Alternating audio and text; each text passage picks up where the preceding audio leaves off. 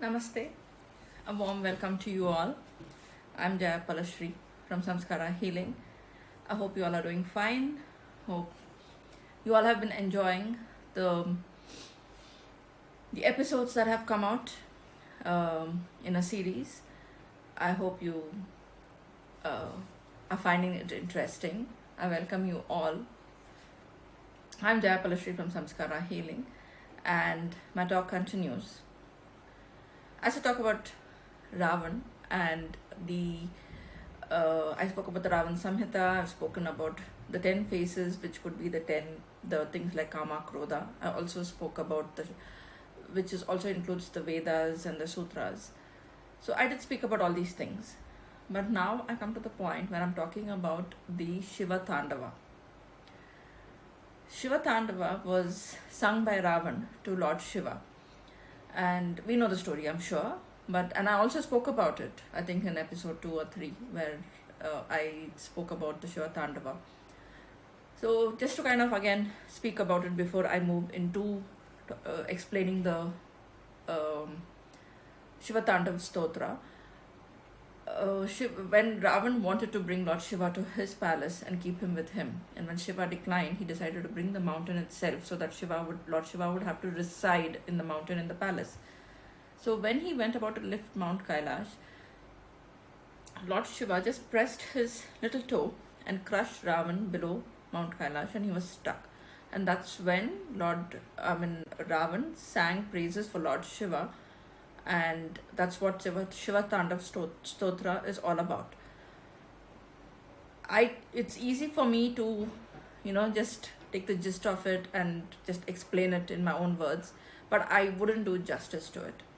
So I'm going to be reading it off, but I'm giving you the English meanings so that it becomes easy for you all to understand. So bear with me, because I'm going to be looking and reading and discussing the same things together with you. This session is going to be slightly different.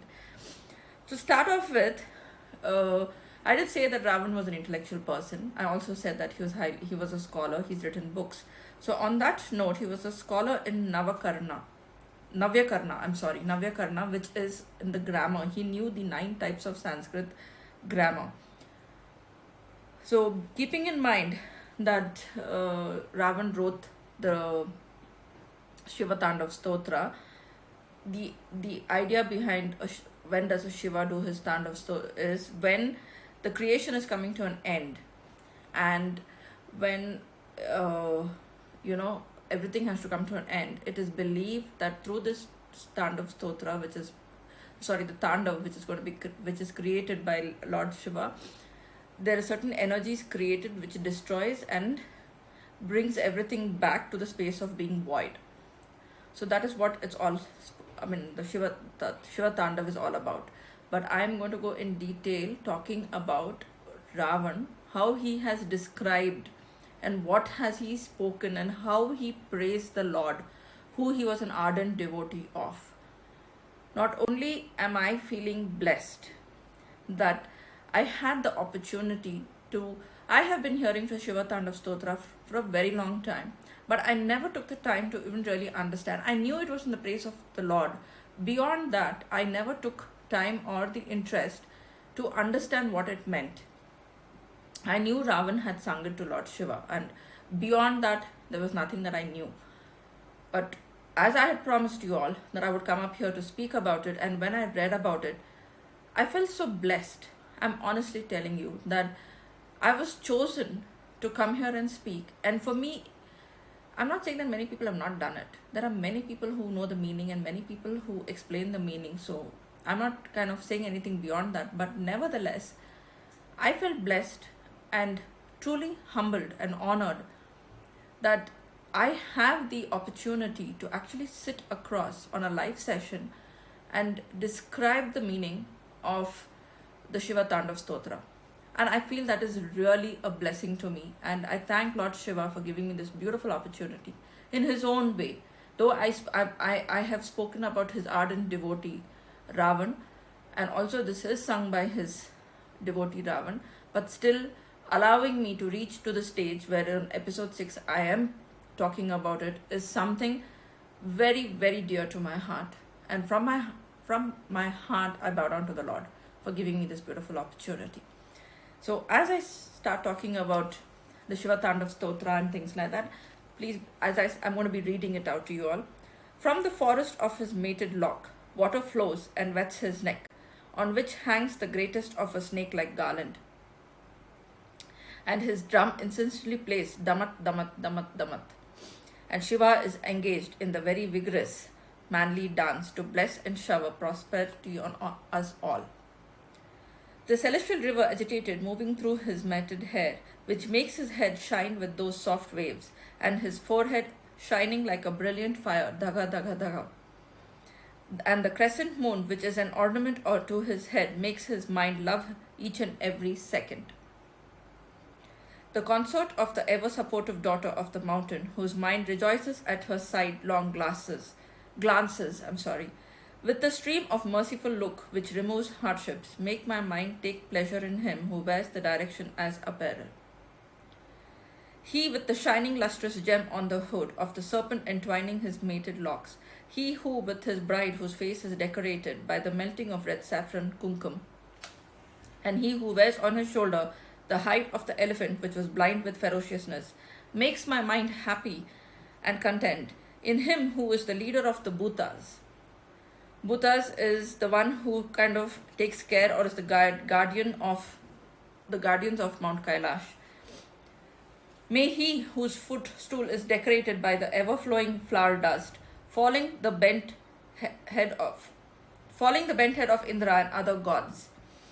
And may he whose mated locks are tied by the kings of serpent, may he whose head is decorated by the crescent moon, who a friend of Chakora, Chakora is a mythical bird, lives by drinking moonlight, shower prosperity ever on me.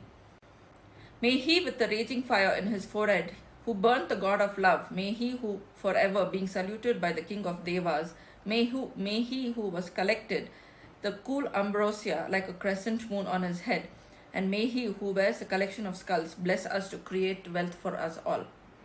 May he whose dreadful forehead fire burns, dhaka, dhaka, dhaka, may he who burnt the one with 5 arrows as an offering to fire, may he who is the only one who can write the decorative lines on the tip of the breast of the daughter of the mountain, may he with the 3 eyes make mind and joy in him, the god of love.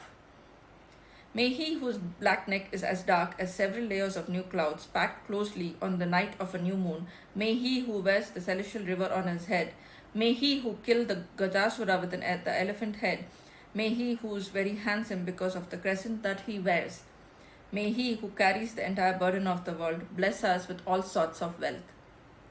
I salute him who shines with the black neck, similar to the well-opened blue lotus, on which all the temples depend for prayer, and him who destroyed the god of love, the 3 cities, the worldly problems, and the Yaga destroyers, and him who destroyed the elephant-faced Asura, and also the god of death.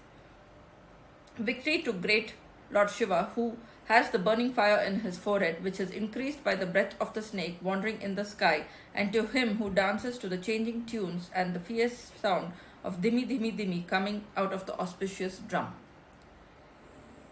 When I will be able to worship that eternal Shiva with a feeling of equanimity towards the snake and a garland, towards the great gems and the dirt our friends and enemies, and towards the blade of grass and lotus-like eyes, or emperor and ordinary man.